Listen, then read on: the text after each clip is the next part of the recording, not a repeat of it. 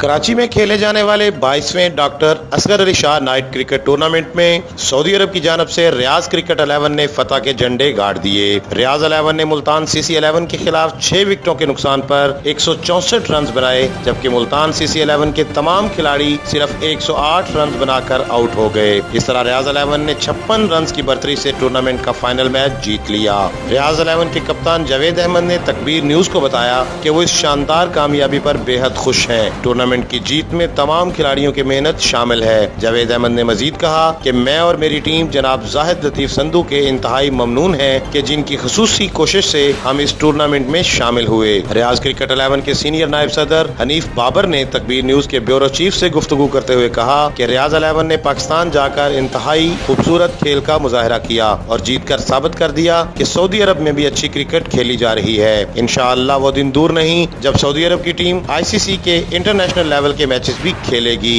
आबद शमून चांद, तकबीर न्यूज, रियाज, सऊदी अरब।